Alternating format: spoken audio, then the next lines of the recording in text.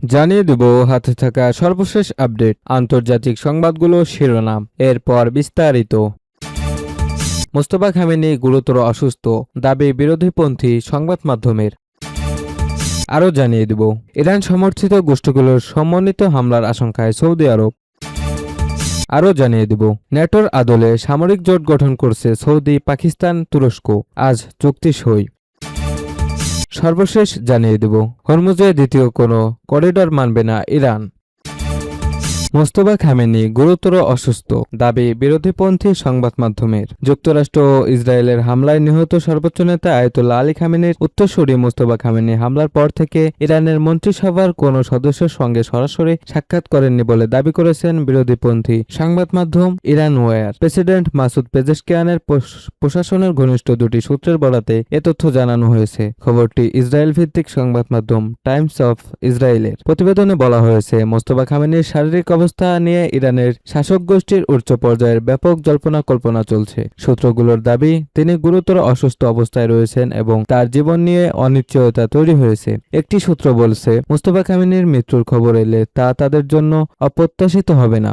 আলী খামেনির মৃত্যুর পর সর্বোচ্চ নেতার দায়িত্ব গ্রহণ করলেও মোস্তফা খামেনি এখন পর্যন্ত জনসম্মুখে উপস্থিত হননি। রাষ্ট্রীয় গণমাধ্যমে তার কোনো অডিও বা ভিডিও বক্তব্য প্রচার করা হয়নি, তবে তার নামে লিখিত বিবৃতিতে প্রকাশ করা হয়েছে। ইরান ওয়ারের প্রতিবেদনে আরও দাবি করা হয়েছে, যে হামলায় আলী খামেনি নিহত হন সেই হামলায় মোস্তফা খামেনিও আহত হন। আহত হওয়ার ফলে তার শরীরে স্থায়ী বিকৃতি দেখা দিতে পারে বলেও প্রতিবেদনে উল্লেখ করা হয়েছে। নিরাপত্তাজনিত কারণে তিনি আত্মগোপনে রয়েছেন এবং সম্ভাব্য হামলার ঝুঁকি এড়াতে বিভিন্ন মধ্যস্থতাকারীর মাধ্যমে দেশটির শীর্ষ কর্মকর্তাদের সঙ্গে যোগাযোগ বজায় রাখছেন বলে দাবি করা হয়েছে। অন্যদিকে প্রেসিডেন্ট মাসুদ পেজেশকিয়ান বুধবার রাষ্ট্রীয় টেলিভিশনে প্রচারিত এক সাক্ষাৎকারে বলেন, বর্তমান পরিস্থিতিতে মোস্তফা খামেনির সঙ্গে যোগাযোগ করা অন্তত কঠিন, তবে তার শারীরিক অবস্থা সম্পর্কে প্রেসিডেন্ট বিস্তারিত কিছু জানাননি।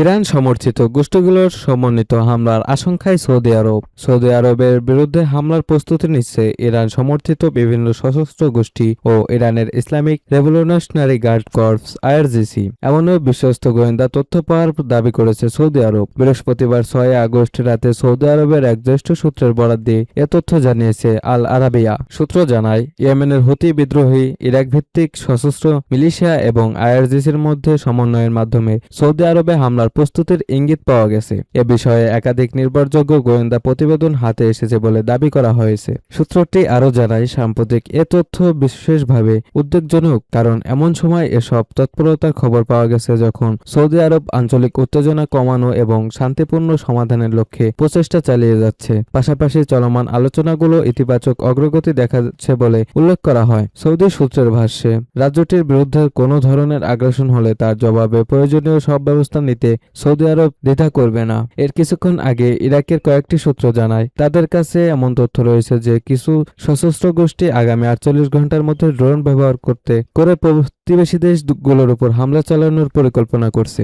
সৌদি সূত্রের দাবি, সম্ভাব্য এসব হামলার লক্ষ্যবস্তু হতে পারে বেসামরিক ও জ্বালানি স্থাপনা, গুরুত্বপূর্ণ অবকাঠামো, বিমানবন্দর এবং সমুদ্র বন্দর। সংগৃহীত গোয়েন্দা তথ্যের মধ্যে ক্ষেপণাস্ত্র ও ড্রোন বিভিন্ন স্থানে সরিয়ে নেওয়ার তথ্যও রয়েছে, যা সমন্বিত ও একযোগে হামলার প্রস্তুতির ইঙ্গিত দিতে পারে বলে উল্লেখ করা হয়েছে। যুক্তরাষ্ট্র ও সৌদি আরবের সহযোগিতা প্রসঙ্গে ওই সূত্র জানায়, দুই দেশের মধ্যে সব পর্যায়ে সমন্বয় অন্তত শক্তিশালী রয়েছে।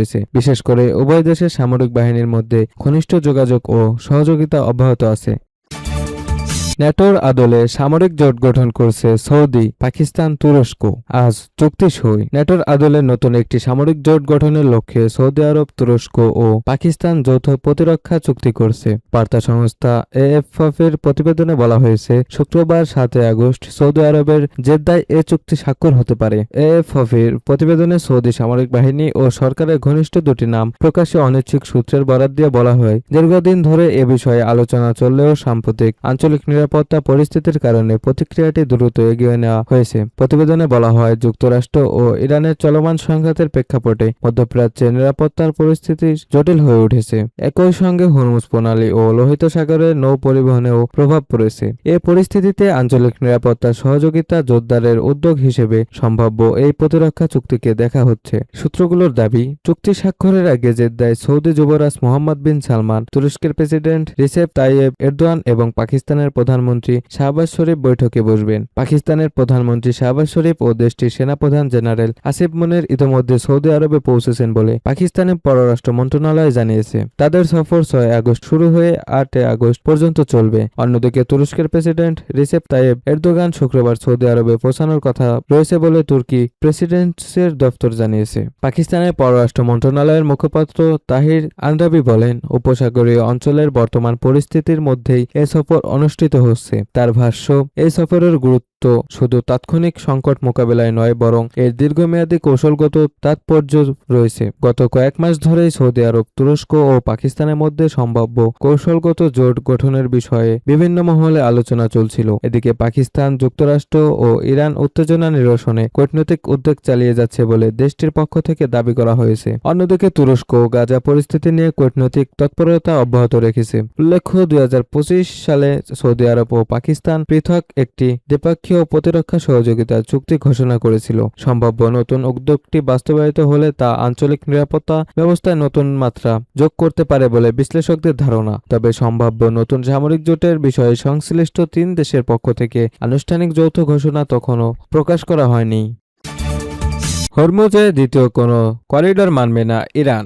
ইরানের সর্বোচ্চ নেতার জ্যেষ্ঠ সামরিক উপদেষ্টা মেজর জেনারেল মোহসিন রেজাই বলেছেন, কৌশলগত হরমুজ প্রণালীতে কোনো বিকল্প পথ বা দ্বিতীয় করিডর তৈরির সুযোগ ইরান কখনোই দেবে না। বৃহস্পতিবার 6 আগস্ট রাতে প্রকাশিত এক বিবৃতিতে রেজাই সতর্ক করে বলেন, যদি এই অবরোধ অব্যাহত থাকে তবে মার্কিন রণতরী ও বাহিনীকে মারাত্মক ঝুঁকি এবং সম্ভাব্য প্রাণহানির মুখে পড়তে হবে। ওয়াশিংটনকে তাদের অবস্থান পরিবর্তনের আহ্বান জানিয়ে তিনি আরও বলেন, বর্তমান সংঘাতময় পরিস্থিতির এই ধারাবাহিকতা ইরান কোনোভাবেই মেনে নেবে না। সম্প্রতি ইরানের সুপ্রিম ন্যাশনাল সিকিউরিটি কাউন্সিলের এসএনএসসি সচিব হিসেবে নিয়োগ পাওয়া এই কর্মকর্তা জোর দিয়ে বলেন, হরমুজ প্রণালীতে আমরা কখনোই দ্বিতীয় কোনো করিডর খোলার অনুমতি দেব না। উল্লেখ্য, হরমুজ প্রণালী বিশ্বের অন্যতম গুরুত্বপূর্ণ জ্বালানি পরিবহন পথ বা ট্রানজিট রুট। এই নৌপথ ঘিরে যে কোনো ধরনের উত্তেজনা সামুদ্রিক নিরাপত্তা এবং বিশ্বব্যাপী জ্বালানির বাজারে মারাত্মক প্রভাব ফেলতে পারে।